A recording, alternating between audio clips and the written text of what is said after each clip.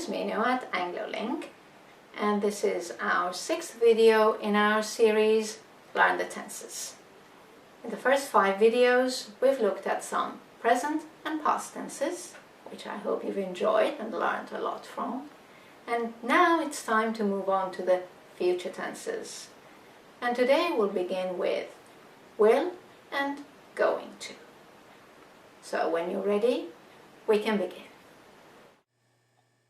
Right, future simple and going to future. Let's look at formulation first.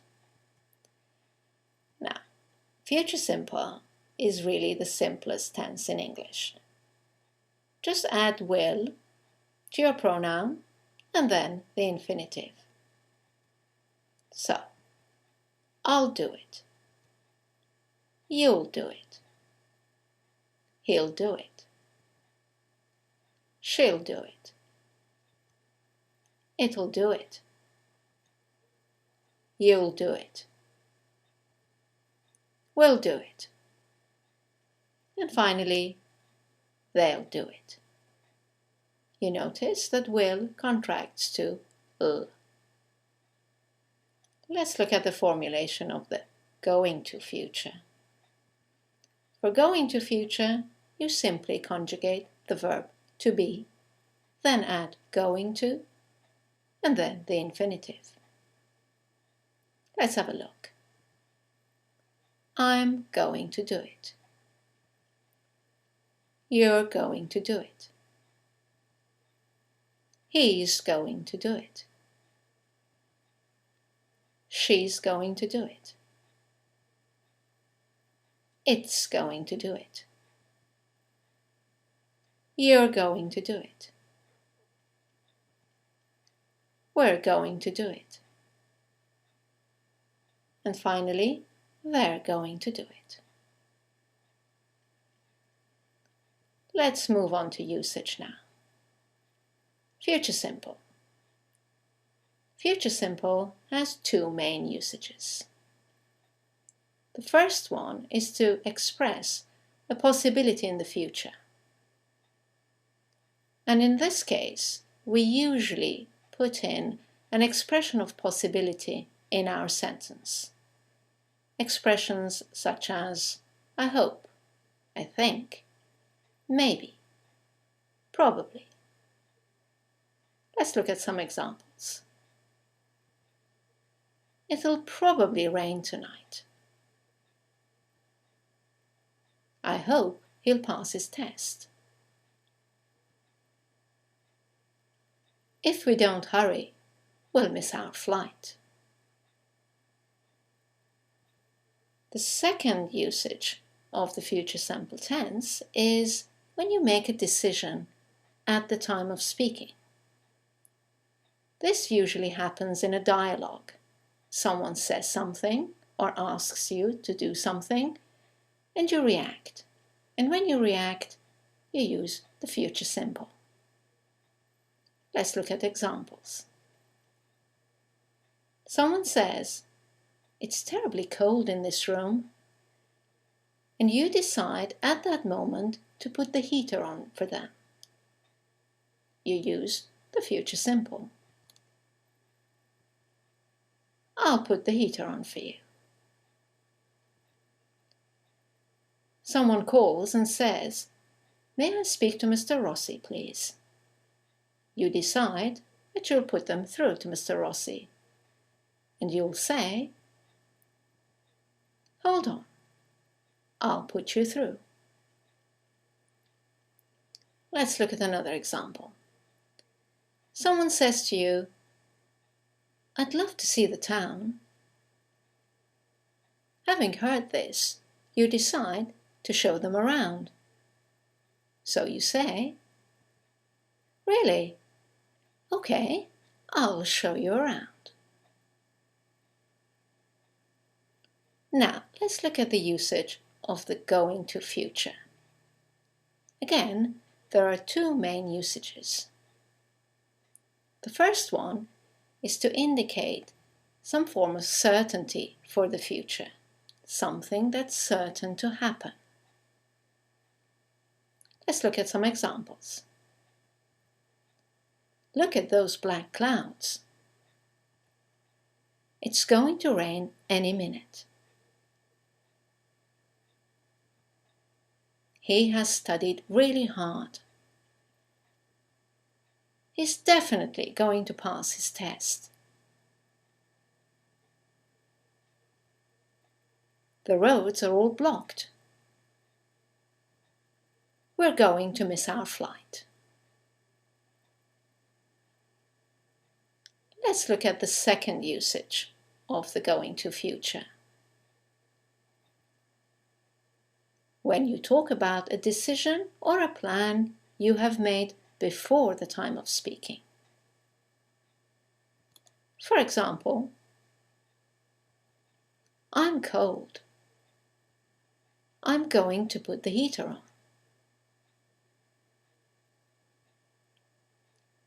Mr. Rossi isn't here. I'm going to put you through to his assistant.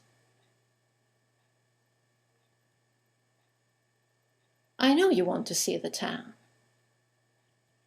I'm going to show you around. Let's compare the two tenses for each usage. Let's look at the first usages of will and going to.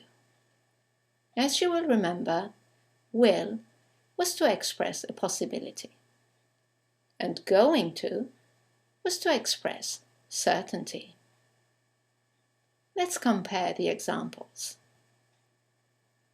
It'll probably rain tonight. We're not sure. Compare that with, look at those black clouds. It's going to rain any minute. It's certain. There is no doubt. The next example was, I hope he'll pass his test, but I'm not sure. Compare that with, he has studied really hard. He is definitely going to pass his test. The word definitely underlines the certainty in this tense. And the final example was, if we don't hurry, we'll miss our flight. There's a possibility of missing your flight. However, if the roads are all blocked, and there's certainty that you will miss your flight, you will say, we're going to miss our flight. There's no doubt. Let's look at the second usages of the two tenses and compare them. Will was for a decision at the time of speaking, whereas going to was for a decision made before the time of speaking. Let's compare the examples. In the dialogue, someone said, "It's terribly cold in this room." And your reaction was, "I'll put the heater on for you." Whereas if you're cold yourself and you decide to put the heater on, then you can tell the listener, "I'm cold. I'm going to put the heater on." You made this decision before you spoke to him or her. Our second example was, on the phone, someone said, "May I speak to Mr. Rossi, please?" And you decided to connect them, so you said, "Hold on, I'll put you through." But Mr. Rossi wasn't there, so you decided that you would put them through to his assistant, and you told them so. "Mr. Rossi isn't here. I'm going to put you through to his assistant." And our final example was, someone said, "I'd love to see the town." You reacted in the dialogue by saying, "Really? Okay, I'll show you around." Whereas in the going to example, you already knew that they wanted to see the town, and you had decided to show them around. So you said, I know you want to see the town. I'm going to show you around. Well, that should have clarified the differences between will and going to for you. Before we move on, I'd just like to point out two words that you will come across quite often. One is shall, and the other is gonna. Now, shall is a very formal word if used for the future tense. It goes with the pronouns I and we. But if you use it, you will sound quite formal. You will be correct, but formal. So you might hear, or you might say in a formal situation, instead of I'll see you later, you can say I shall see you later. We'll discuss this tomorrow. If you want to sound more formal, you could say we shall discuss this tomorrow. Gonna is the opposite. It's a very informal expression and it's just a contracted form of going to. It's only appropriate in informal spoken contexts. So instead of I'm going to watch a film tonight, you could say, or you could hear, I'm gonna watch a film tonight. They're going to buy a new car. In an informal situation, you might hear, they're gonna buy a new car. Right then, let's look at the common mistakes. The most common mistake is using will instead of going to, and vice versa. So we're going to do an exercise. We're going to look at 4 situations and get you to decide which tense would be better. Let's look at the first example, and you will decide which answer, which reaction sounds better. Someone says, I'm sorry, I can't hear you. Would you say, okay, I'll speak louder? Or would you say, okay, I'm going to speak louder? Take a moment to choose your answer, and then we'll look at the correct answer. That's right. The correct answer is A. You're making this decision at the time of speaking. I'm sorry, I can't hear you.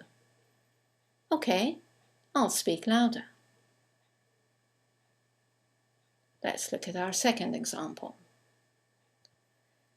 Someone asks you, what have you planned for the weekend? Now, you don't have any plans.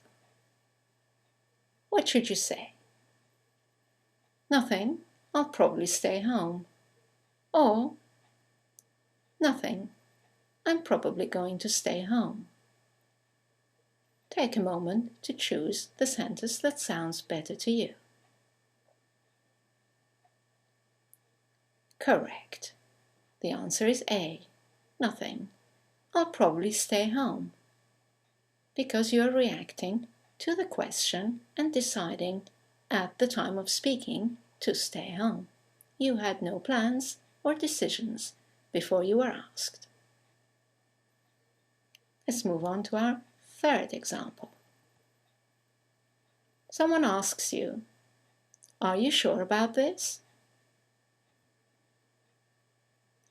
Yes, I know it'll work. Or, yes, I know it's going to work. Take a moment to choose your answer. Correct. B. Yes, I know it's going to work. Because you're sure about it. You know. And our last example. Someone asks you, what have you decided about your flat? And you have a decision. Will you say, we'll sell it? Or will you say, we're going to sell it?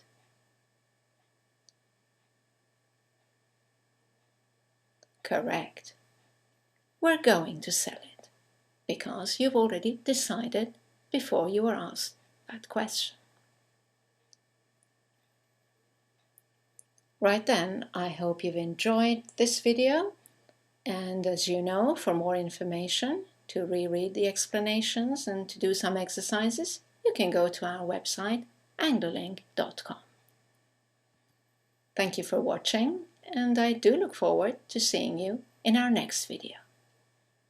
Bye now.